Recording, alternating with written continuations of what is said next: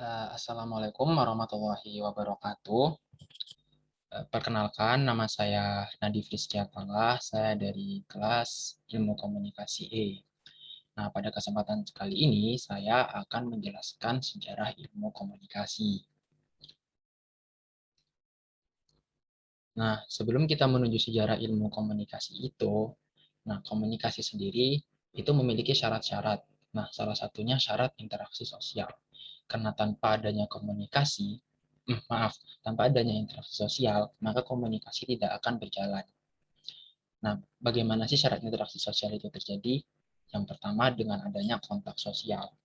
Nah, ibarat kata kita punya motor. Motor harus hidup dengan adanya kontak sosial.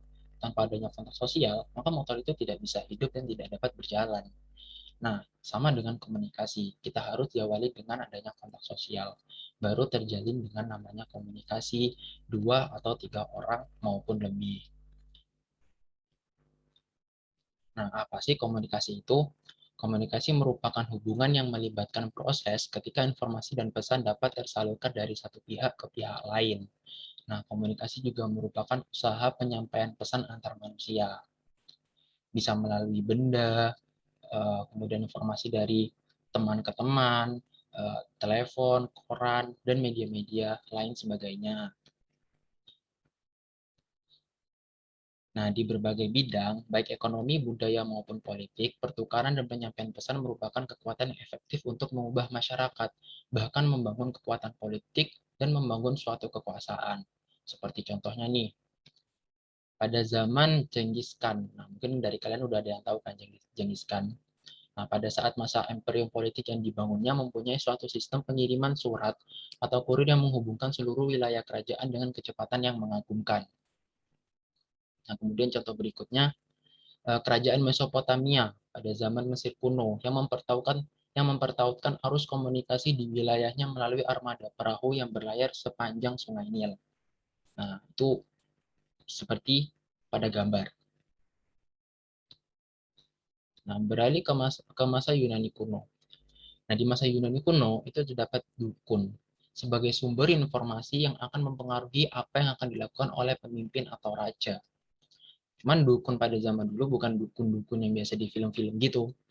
Nah, kemudian pada selanjutnya itu terdapat para filsuf sebagai tokoh yang memiliki banyak pengetahuan dan wawasan berpikir menjadi tokoh sentral bagi orang-orang untuk meminta pertimbangan.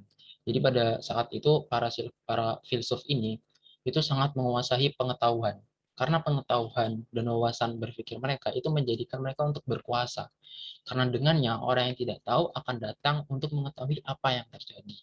Akhirnya muncullah benih-benih penyelidikan dan penilaian oleh para ilmuwan terhadap cara berkomunikasi manusia dengan mempelajari seni menyampaikan pernyataan, seperti contoh pidato. Nah, sejarah perkembangan ilmu komunikasi. Nah, memasuki abad ke-55 Masehi, dikenal suatu ilmu yang mempelajari proses pernyataan antar manusia dalam bahasa Yunani, yaitu retorik. Nah, kemudian dikembangkan di masa Romawi kuno dalam istilah berbahasa Latin, yaitu retorika. Jika di bahasa Indonesia kan yaitu retorika, hanya berbeda pada penulisannya saja. Nah, apabila di bahasa Inggris kan yaitu retorik.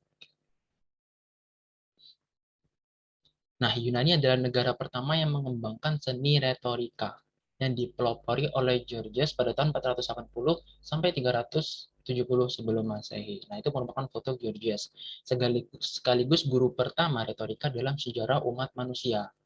Nah, Georgias juga merupakan penganut kaum sofis, yaitu kaum yang paling banyak mengembangkan seni retorika dalam sejarah umat manusia. Nah, kaum sofis juga merupakan kaum penggagas ide demokrasi dan pemerintahan yang mewakili rakyatnya.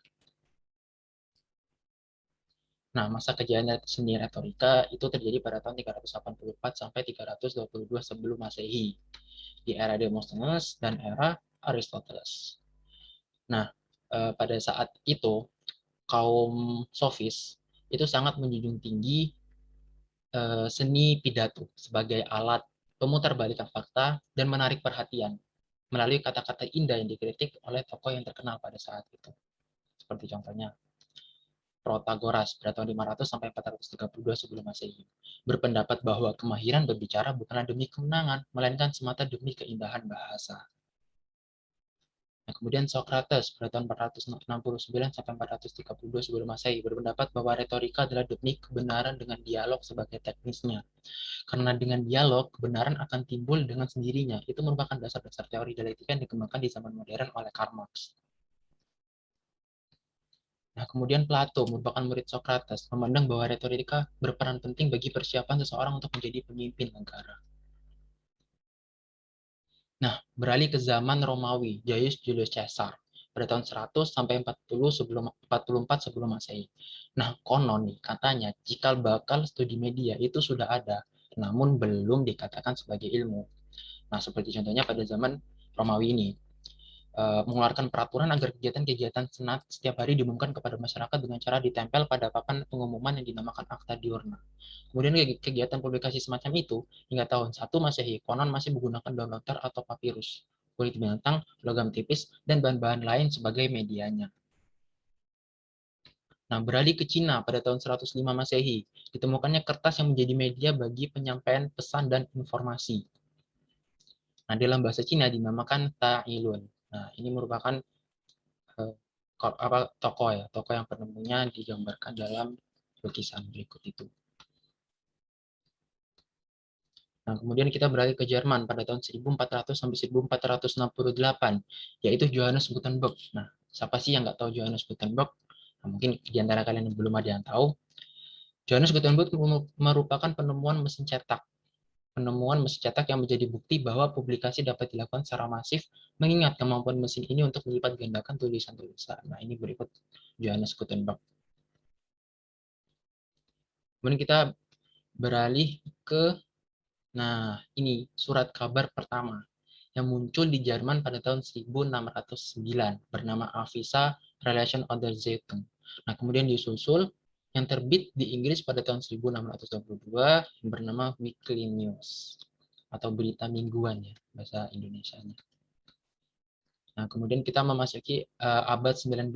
Ilmu surat kabar bermunculan di Eropa, mulai bermunculan di Eropa. Seperti contoh di Prancis, muncul Science de la Presse. Kemudian di Inggris muncul Science of the Press.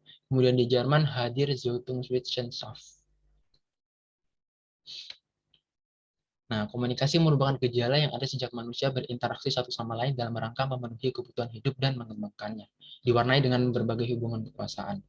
Perkembangan fenomena komunikasi dengan demikian tergantung sejauh mana perkembangan sumber komunikasi, nah, yaitu pesan dan informasi, hingga media yang ada, mulai dari penggunaan daun lontar, seperti contohnya pada saat zaman Genghis Khan, kemudian pada masa Mesir kuno yang dimana menggunakan perahu, kemudian jasa kurir, burung merpati untuk berkirim surat, hingga penggunaan teknologi yang sudah terbuat dari mesin elektronik dan seluler seperti sekarang ini. Nah, seperti contohnya saya mempresentasikan eh, mempresentasikan menggunakan media-media yang teknologi yang canggih di era industri 4 ini. Nah, gejala komunikasi berkembang seiring dengan kemajuan pada ranah teknologi.